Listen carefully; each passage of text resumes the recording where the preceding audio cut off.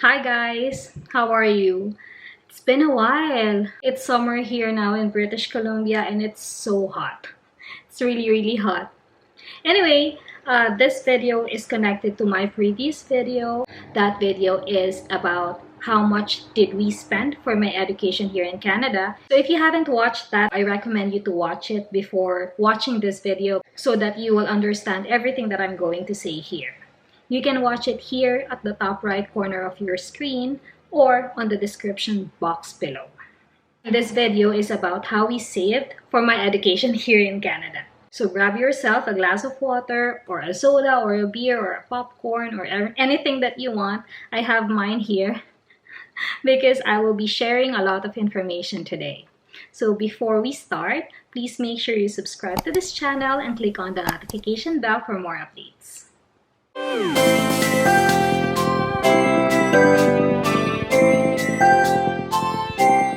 I am assuming that you're already done watching that previous video. In general, it's very expensive studying here in Canada as an international student. So these are the steps on how we manage to save that huge amount of money. Number one is get an extra income. I remember before, I think it was 4 or 5 years ago, I used to sell bags, like Longchamp bags and office clothes to my workmates. I earned a lot doing that and I was able to put that into my savings. Same with Audrey. Aside from working a full-time job, he also applied as a virtual assistant. This was before the pandemic. I think this was in 2018. He worked as a VA and he used to put tags in a website, something like that. He got paid US dollars doing that. If you're not into those kind of things, maybe you can start your own business or online selling. But just a reminder, don't spend your earnings from that extra income into useless things. For example, once you receive your income or your profit, immediately you will go to the mall and buy useless things. It won't make any sense. You won't be able to save money from your side hustle. You're just wasting your time and your effort. Next is proper budgeting. In our household, I do the budgeting, and what works for me is the envelope method. Well, there are lots of methods that you can use in budgeting, but that works best for me. Envelope method is you have several envelopes and then you label them. For example, rent, utilities, credit card, insurance, savings. Do not forget savings. Once you receive your income or your salary, you will segregate your fund first. For example, put something in rent, put something in credit card, and so on and so forth, so that when the due date arrives, you have the fund to pay for that. So whatever is left, you have the choice if you want to put it, for example, in a travel fund or in a leisure fund, or you can add it to your savings. And I suggest you forget about your savings, okay? Do not think about it. Don't think that you have this amount of money so that you won't be tempted to buy anything and use that savings. The disadvantage of envelope method is there's lots of envelopes. It's paper, it's not durable, and it might be misplaced. So what I did was I bought a file organizer. It is like this. It's like this. I bought this from National Bookstore. I think this is 4 or 5 years old. Looks like this. So there's label here. You can put, for example, rent, credit card, insurance. You can use this so that it won't be misplaced. Just have it in one file, and whenever you have to pay for the bill, just open it and then just get it from this. Okay, I think this was 120 pesos and it's already more than 5 years with me, so worth it, very much worth it. This is also applicable if you love traveling. Of course, even if we are saving money, we don't want to deprive ourselves. So we travel once or twice a year, mostly during our anniversaries. So what we do is, for example, our flight is 10 months in advance or 1 year in advance. Every month, we get something from our income and we put it on our travel fund. When our travel date arrives, we have the fund that we can use. That is much better than just using your credit card right now, and then when you get back, you will face a lot of bills. And if you don't have the money to pay for it, you will use your emergency fund and you won't be able to save. Okay, so proper budgeting. The third one is you have to focus on the quality of your work. I was in sales for a couple of years. A sad reality is salespeople sometimes think that in order to appear credible to our client, you have to look expensive or you have to own expensive things. That's a sad reality. I remember one time I was managing this agent. He has two phones. He has a smartphone and a keypad phone. And I asked him, "Sir, why do you have two phones?" Because that time, having two phones is not common. And then he said, "Oh, because I had this client who retracted the contract because they saw my phone. It was a keypad phone. They told me that I'm not gonna entrust my money with you because you can't even afford to buy a decent phone." That's why he has two phones, one for the client and one for his personal use. So when I heard that, oh my God, I should own expensive things so that I will appear credible. Heck, I even bought a car, and that was the biggest regret of my life. It almost cost me my relationship with Audrey. We almost broke up. If you want to know what happened, let me know in the comment section and I'll share it with you. It deserved a separate video. So I started investing in gadgets, branded clothes, and branded bags. Well, don't get me wrong, I still buy branded items, but not because I want to impress my client. It's because of the quality and the durability of the product. Let me just drink some water. It is really hot here. Anyway, over the years, I realized that some of my clients, actually majority of my clients, don't really care about the things that I possess. They care about the quality of service that I provide. How professional am I when I'm talking to them? How approachable am I? How knowledgeable am I? And was I able to help them resolve the concern fast?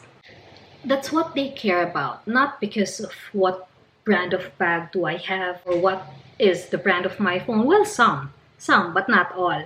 So by focusing on the quality of my work, I was able to build strong connection with my client. Some of my clients are my friends on Facebook. So if my former clients are watching this, hello ma'am, hello sir. Thank you for watching. I hope to see you again someday. So in return, I got their trust, they got my trust, they always buy from me. Result is more sales, more commission, more savings. Before, when I received the commission, off to the mall, buy something expensive. At least you can see something from your commission. Now, no. If you receive your commission, save it and allot it for something useful rather than that expensive item that you won't ever use forever. So yeah, this is not limited to sales, by the way. For example, you're in the hospitality industry. If you do good customer service, then you will get tips or you will get service charge because they will keep on coming back. If you're a business owner, if you have a good product or a good customer service, word of mouth can go a long way. So in return, they will bring more revenue and more savings. So that's it. That's the third one. The fourth one is be transparent to your partner. Since day one, I told Audrey my life story and my goals in life. My struggles of living independently at a very young age. I don't want to go back to that time when I had to stretch a 100 pesos budget in 3 days because that is the only money that I have left and the payday is still in 3 days. That's why I want to move farther in life because I don't want to go back to that time, those dark times. So anyway, every idea that I have, I always tell Audrey. I have some crazy ideas, like I told him I wanted to get a job at the hotel and then apply for a cruise ship so that I will get high salary and free travel. Huh? And then another one is I told him, let's quit our job and then let's get an English certificate and let's go to Vietnam or Malaysia or Cambodia or Thailand and let's teach English. This will be our salary and this will be our expenses. Neither of those became a reality. And that's okay, because my greatest dream of studying here in Canada is the one that came true. I told him that I wanted to study here in Canada. I became very, very transparent with him. So every time he receives his bonus, for example, Christmas bonus, he always gives it to me and he tells me, put this to our savings for your studies in Canada. There was one time when it was Christmas, he wants to buy a PS4. He has his money, he has his bonus, and then I told him that, remember, we have a plan of going to Canada and we will need a lot of money. So if we can postpone it for now, maybe we can buy it someday, but right now our priority is this. And he understands. He's very, very supportive, and I'm very, very thankful for that. Imagine if he doesn't know my plan and I am preventing him from buying the thing that he wants with his own money. He will feel bad, and that can lead to an argument. And vice versa. For example, I am overspending when it comes to groceries or eating out. He's always there to remind me that, okay, Bebe, maybe we can tone it down for the spending because we are saving for your studies in Canada. So we are always on the same page. Okay, question, Luz. What if I told my partner about my plan and he or she did not agree or did not support me? Well, that's a very different story. I suggest you inform him about or her about the benefits of your dream. For example, for Oji, I told him that this is for our future. We can save more money if we work there, and we can start a new life, and I will bring you with me. I assure you that I will bring you with me. So if they understand the benefits, eventually they will agree to your plan. But sometimes we also have to know the limits and be sensitive. Maybe we are wrong and they are right. Be rational about this. Understand their point of view. Talk to them. So last but not the least, this is the most important factor of why we were able to save that huge amount of money.